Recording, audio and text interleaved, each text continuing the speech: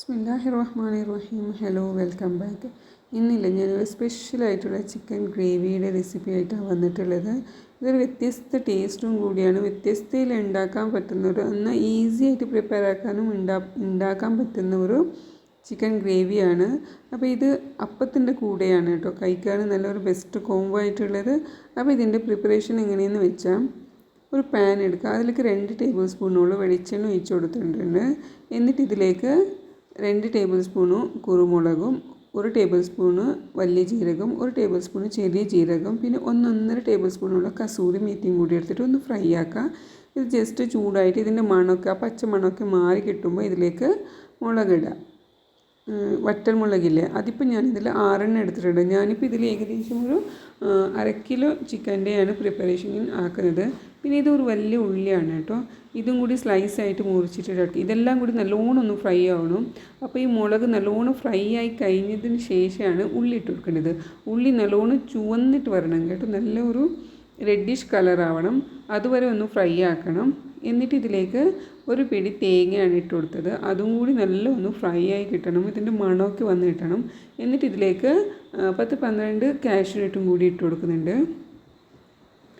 എന്നിട്ടാണ് ഇതിലേക്ക് 3 തക്കാളി ഇട്ട് കൊടുക്കുന്നത്. തക്കാളി വെന്തുടയണം, അങ്ങനെയാണ് എല്ലാം കൂടി ഒന്ന് ഫ്രൈ ആക്കിയിട്ട് എടുക്കേണ്ടത്.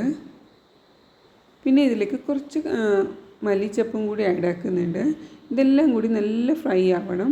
ഫ്രൈ ആയതിന് ശേഷം ഇതിലേക്ക് തക്കാളി ഇട്ട് കൊടുക്കേണ്ടത്. തക്കാളി നല്ല വെന്തുടയണം, നമ്മൾ വെള്ളമൊന്നും ചേർക്കാൻ പാടില്ല, അല്ലാതെ തന്നെ ഇതിലിങ്ങനെ നല്ല വെന്തുടയണം, അതുവരെ ഒന്ന് ഫ്രൈ ആക്കിയിട്ട് എടുക്കണം. ഇങ്ങനെ ഫ്രൈ ആക്കിയിട്ട് എടുക്കുന്നത് മാത്രമാണ് ഇതിൽ ഒരു മെനക്കെട്ട പണിയായിട്ടുള്ളത്.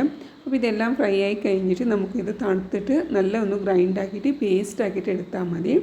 ഇനിയിപ്പോൾ ഇതാ ചിക്കന് വേവിക്കാൻ പോവുക. അപ്പോൾ അതിലേക്ക് ഞാൻ 1 ടേബിൾ സ്പൂണോളം നെയ്യ് ആഡാക്കി കൊടുക്കുന്നുണ്ട്.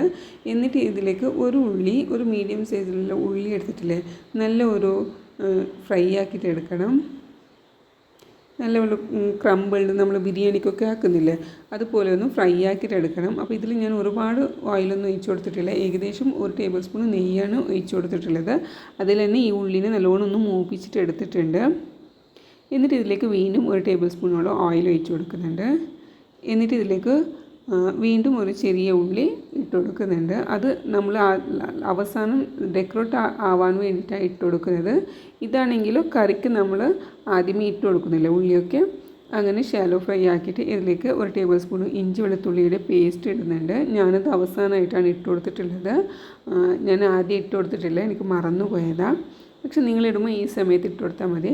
എന്നിട്ട് ഇതിലേക്ക് 1/2 കിലോ തൊട്ട് 3/4 കിലോത്തോളം ഇതിൽ ചിക്കനുണ്ട്, ആ ചിക്കൻ ഇട്ട് കൊടുക്കുന്നുണ്ട്. എന്നിട്ട് ഇതിലേക്ക് ഒരു 1/2 ടീസ്പൂണ് മഞ്ഞൾപ്പൊടിയും 1/4 ടീസ്പൂണോളം ഗരം മസാലയും കൂടി ആഡ് ആക്കുന്നുണ്ട്. എന്നിട്ട് ഇത് മഞ്ഞൾപ്പൊടിയും ഗരം മസാലയിലും മാത്രമാണ് ഇതൊന്ന് ഏകദേശം ഒരു 75% വരെ ഒന്ന് കുക്കാക്കിയിട്ട് എടുത്താൽ മതി. എന്നിട്ട് ഗ്രേവി ഒഴിച്ചിട്ട് ബാക്കി അങ്ങോട്ട് കുക്കാക്കുന്നതാണ്. അങ്ങനെ ഇപ്പോൾ ഇതെല്ലാം കൂടി ഒന്ന് മിക്സ് ആക്കാം. എന്നിട്ട് ഇപ്പോൾ ഞാൻ വെള്ളം ഒഴിച്ച് കൊടുത്തിട്ടില്ല, ഈ ചിക്കൻ ഇങ്ങനെ മൂടി വെച്ചാൽ തന്നെ ഇതിൻ്റെ വെള്ളമൊക്കെ ഇറങ്ങി വന്നോളും. ആദ്യം എല്ലാം കൂടി ഒന്ന് ഈ മസാലയിൽ ഒന്ന് മിക്സ് ആക്കിയിട്ട് എടുത്താൽ, ഇതിലേക്ക് ചിക്കൻ മസാല അങ്ങനത്തെ എക്സ്ട്രാ മസാലകളൊന്നും ഇടുന്നില്ല. ഇനി ഉപ്പ് കൂടി ഇട്ട് കൊടുത്തിട്ട് ഒന്ന് മൂടി വെക്കുക. എന്നിട്ടൊരു 10-15 മിനിറ്റ് കഴിയുമ്പോൾ നല്ല തീയിൽ ഓയിൽ വെച്ച് കൊടുക്കുക. വെള്ളമൊക്കെ ഇറങ്ങിയിട്ട് നല്ല ചിക്കനൊക്കെ കുക്കായിട്ട് കിട്ടും. പിന്നെ ഞാൻ പറഞ്ഞല്ലോ ഇഞ്ചി വെളുത്തുള്ളിയുടെ പേസ്റ്റ് ഇട്ട് കൊടുക്കണമെന്ന്, എനിക്കത് മറന്നതുകൊണ്ട് ഞാനിങ്ങനെ ഓർമ്മ വന്നപ്പോൾ ഇട്ട് കൊടുത്തതാണ്. നിങ്ങൾ ഉള്ളി ഫ്രൈ ആവുന്ന ആ ടൈമിൽ തന്നെ ഇട്ട് കൊടുത്താൽ മതി. അങ്ങനെ ചിക്കനൊക്കെ ഏകദേശം കുക്കായിട്ടുണ്ട്. ആ സമയത്ത് അരച്ച് വെച്ചിട്ടുള്ള അരപ്പില്ലേ, നമ്മുടെ മുളകും തേങ്ങയും കാഷ്യൂനട്ടും തക്കാളിയുടെയൊക്കെ, അത് ഇതിലേക്ക് ഇട്ട് കൊടുക്കുക. ഇതിപ്പോൾ നല്ല ക്രീമി ആയിട്ടുള്ള, എന്ന് വെച്ചാൽ നല്ല എന്താ പറയുക, നല്ലൊരു സിൽക്കി ടേസ്റ്റിലുള്ള ഒരു ഗ്രേവിയാണിത്. ഇതിലേക്ക് ആവശ്യത്തിനുള്ള വെള്ളം കൂടി ഒഴിച്ച് കൊടുത്തിട്ട് ഒന്ന് തിളപ്പിച്ചെടുക്കാം. ഇത് അപ്പത്തിൻ്റെ കൂടെ, ചപ്പാത്തിൻ്റെ കൂടെ, നാനിൻ്റെ കൂടെ ഒക്കെ ബെറ്റർ കോമ്പിനേഷനാണ്. അപ്പോൾ ഇത് മൂടി വെക്കുക. എന്നിട്ട് തിളച്ചതിന് ശേഷം തീ ഓഫാക്കിയിട്ടില്ലേ, നമുക്ക് ഈ മല്ലിച്ചപ്പും ആദ്യമേ ഫ്രൈ ആക്കി വെച്ചിട്ടുള്ള ഉള്ളിയും കൂടി ഇട്ട് കൊടുക്കുക.